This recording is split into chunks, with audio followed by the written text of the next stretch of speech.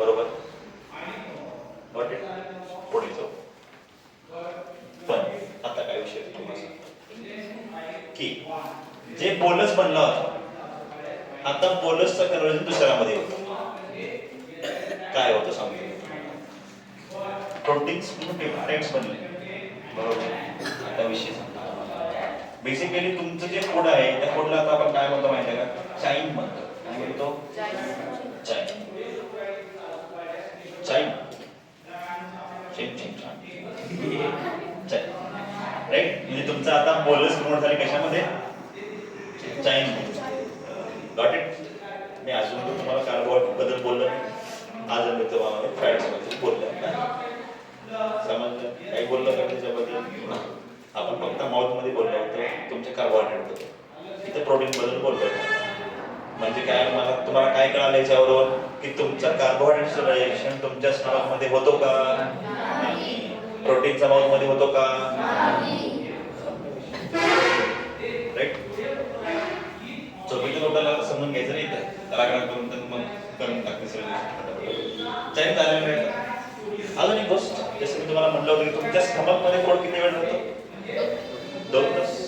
Right. त्याला आपण काय म्हणतो? गॅस्ट्रिक एम्प्टी टाइम म्हणतो. बरोबर आहे का? गॅस्ट्रिक एम्प्टी टाइम म्हणतो. एम्प्टी म्हणजे खाली होणे. म्हणजे तुमचं पोट खाली व्हायला. खाली व्हायले म्हणजे नॉट बाहेर चालले. खाली व्हायले म्हणजे तुमचं पोट चालले कुठं आता?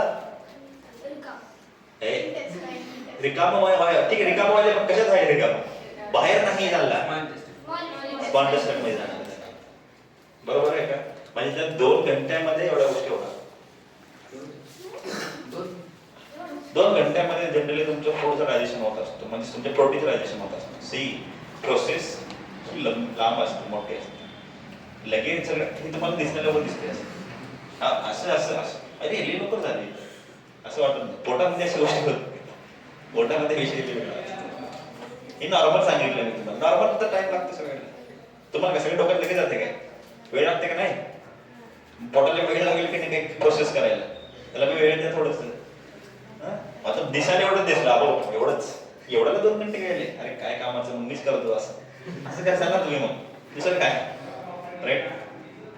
म्हणजे यानंतर तुमचं जे चाईन बनलेलं आहे तर चाईन जाणार तुमच्या पण कोण ओपन व्हायला पाहिजे? तुमचं आता स्टमक मधून पुढे जाण्यासाठी तुमचं पायलोनिक स्फिंक्टर काय व्हायला पाहिजे? ओपन व्हायला पाहिजे. बरोबर आहे का? होता इथपर्यंत आता आपण क्लिअर. तुमचं आता पायलोनिक स्फिंक्टर काय झालं? ओपन झालं. आता याच्यानंतर ओपन झाल्यावर जाईल स्पॉन्टस टाइम. क्लोज झाल्यावर कसं जाईल? बरोबर आहे का?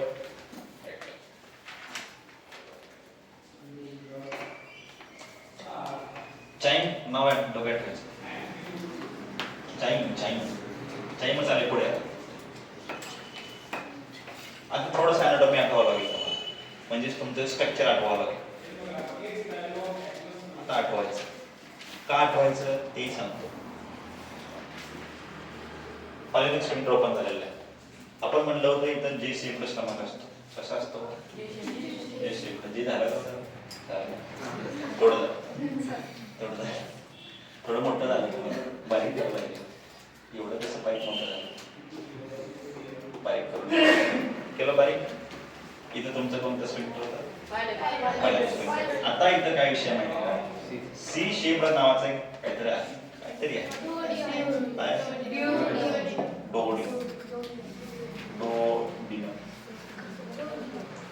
डोओडिनमचं काम सांगतो आपण.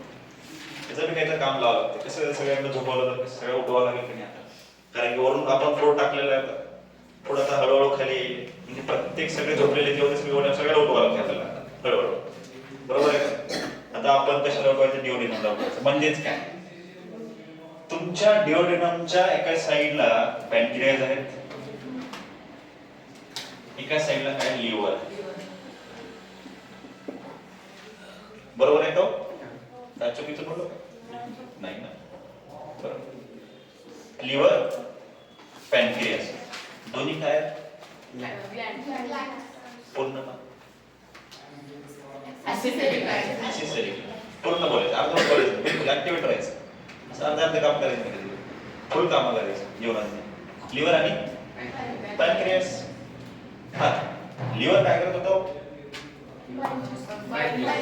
बाईट ज्यूस बनवत होता. बाईट ज्यूस बरोबर, मला तर आठवणार येईल. बाईट ज्यूस बनवत होता, राईट? बाईट ज्यूसचं काय काम आहे सांग. बाईट ज्यूस बनवला खरं, स्टोर कुठं केलं? ब्लड प्रेशरच्या खाली असतो, लिव्हरच्या खाली गॉल ब्लॅडर असतो आणि तुमचा स्टोर कुठं होतो? तुमच्या गॉल ब्लॅडर मध्ये स्टोर होतो. समजलं नाही सगळं? नेक्स्ट पॅनक्रियास. पॅनक्रियासचं वेगळं काम लावू घ्या. जसं मी तुम्हाला लास्ट सेशन मध्ये म्हणलं होतं की पॅनक्रियास हा ऍक्च्युअल मध्ये दोन सेक्शन्स मध्ये डिवाइडेड आहे. एक एक्झोक्राइन पार्ट आणि एंडोक्राइन पार्ट. बरोबर आहे का? एक्झोक्राइन पार्ट कशासाठी हेल्प करतोय? डायजेशनसाठी हेल्प करतोय. आणि तुमचा एंडोक्राइन पार्ट जनरली तुमचं इन्सुलिन असेल, ग्लुकागॉन असेल किंवा सोमॅटोस्टॅटिन असेल, असे 3 टाइप्सचे हॉर्मोन्स त्यांना बाहेर काढतात. कळलं का? पॅनक्रियास ऍक्च्युअल मध्ये एक्झोक्राइन ग्लँड आहे प्लस एंडोक्राइन ग्लँड आहे. एक्झोक्राइन ग्लँड म्हणजे असा ग्लँड ज्यामध्ये पर्टिक्युलरली डायजेशनसाठी हेल्प करतो. म्हणजे फक्त पॅनक्रियास मध्ये 2 सेक्शन्स म्हणलेले आहेत, एक एक्झो पार्ट आहे आणि एंडो पार्ट. एक्झोवाला पार्ट तुमचा ऑर्गनायझेशनसाठी हेल्प करतो, डायजेशनसाठी. एंडोवाला पार्ट तुमचे हार्मोन्स काढतो. हार्मोन्स म्हणजे कुठले? तुमचं इन्सुलिन, सोमॅटोस्टॅटिन, तुमचं ग्लुकागॉन. त्यांच्याबद्दल आपण थोडंफार गोष्टी बघितल्या आहेत मागच्या. बरोबर. ह्याच्यानंतर आता आपण काय करू की तुमचं बाईट ज्यूस तर आलेलं आहे. आता पॅनक्रियास मध्ये एक्झोक्राइन पार्ट होतो. एंडोक्राइन पार्टचं इथं काहीच घेणं देणं नाहीये, कारण की आपण काय बघतोय?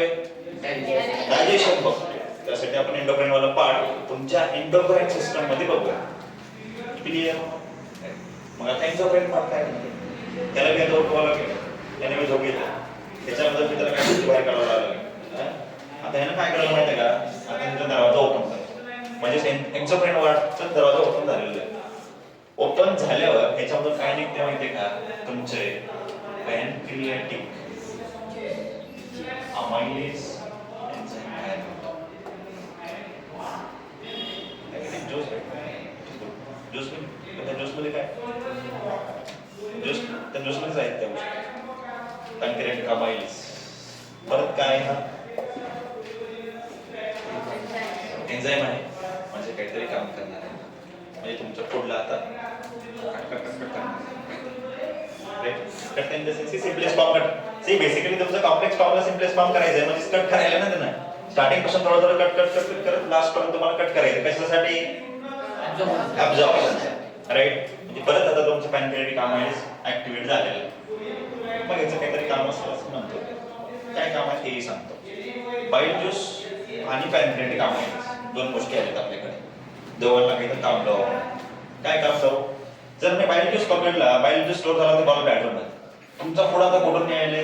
पायरी स्फिंक्टर ओपन झालाय, म्हणजे तुमच्या डिओडेनम सेक्शन मध्ये फूड आलेला आहे, माहिती आहे का? बरोबर आहे का? या ओपन झाला म्हणजे तुमचं फूड आता कुठं आलं? तुमच्या डिओडेनम सेक्शन मध्ये आलेलं आहे. आणि डिओडेनम सेक्शन मध्ये येत असताना त्याच्यासोबत तुमचा बाईट ज्यूस मिक्स होतो आणि तुमचा पॅनक्रियाटिक अमायलेज मिक्स होतो. म्हणजे इकडून तुमचा हा बाईट ज्यूस या पिढ्यात जातो, कुठं जातो? कशामध्ये? डिओडेनम मध्ये चाललेला. समजलं? ग्लँड्स, 2 ग्लँड्स, लिव्हर आणि पॅनक्रियास. बाईट ज्यूस काढला, पॅनक्रियाटिक अमायलेज काढला, त्याच्यानंतर तुमचं फूड तुमच्या डिओडेनम सेक्शन मध्ये आलं आणि डिओडेनम सेक्शन मध्ये येऊन आता त्यानं काय करतो माहिती का? काय करतो माहिती सांगतो की ते सांगावंच लागेल, त्याशिवाय कसं कळणार तुम्हाला? सी सेक्शन मध्ये तुमचा आता मिक्स झालेला फूड सोबत तुमचा बाईट ज्यूस आणि तुमचा पॅनक्रियाटिक अमायलेज. चला ह्यांना काहीतरी कामाला लावतो. त्यांना काही काम झाल्याशिवाय कसं? तोपर्यंत कामाला लावतो तोपर्यंत आपलं फूड सिम्पलेस कसं होतं? आणि सिम्पलेस तर आपल्याला करायचं आहे. कशासाठी? ऍब्झॉर्प्शन. ऍब्झॉर्प्शन आपल्याला कशासाठी होणार? म्हणजे तुमच्या प्रत्येक पार्टला एनर्जी पोहोचवण्यासाठी. एनर्जी भेटायला आपल्याला फूड पासून ते पोहोचवण्यासाठी ना आपल्याला काहीतरी कामं करायला लागतात. त्यासाठी ना आता आपल्याला काय करायचं आहे? जे बाईट ज्यूस होता आपण आता काय करू? तुमच्या स्मार्ट स्टमक संपला. स्टमक संपलेला आहे, स्मार्ट मध्ये जाऊया. बाईट ज्यूस आणि तुमचं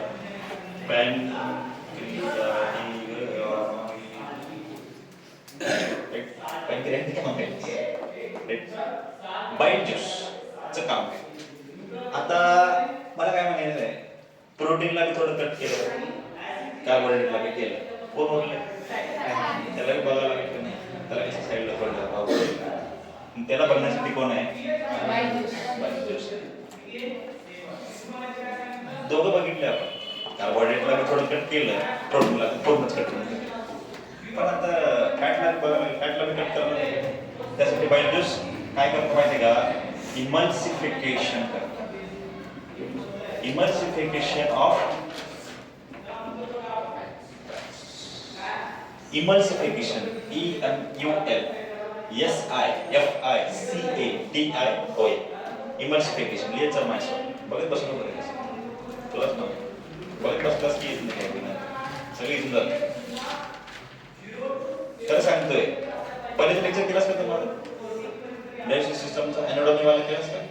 केलंस. सगळं आठवते का? नाही. तीच तर प्रॉब्लेम आहे, आठवत नसते. त्यासाठी पुस्तक पाहिजे जवळ, मग आठवते बरोबर. राईट? मी बदाम खातो रोज, मला आठवते. Emulsification of fats. Right? Emulsification of fats म्हणजे काय? सांगतो. माहिती नसणार ना तुम्हाला, असेल माहिती आहे का तुम्हाला? नाही ना? सांगतो. जनरली हा एक फॅटचा मॉलिक्यूल आहे. काय? फॅटचा मॉलिक्यूल म्हणजे काय की तुमचं इमल्सिफिकेशन ऑफ फॅट्स म्हणलेलं आहे. म्हणजे काय की पर्टिक्युलरली ह्याच्यावर काही इमल्सिफिकेशन फॅट म्हणजे तुमच्या ह्यानुसार त्याच्यामध्ये काही स्ट्रक्चर अटॅच होतात. कशावर? तुमच्या हे काय तुमचं फॅट आहे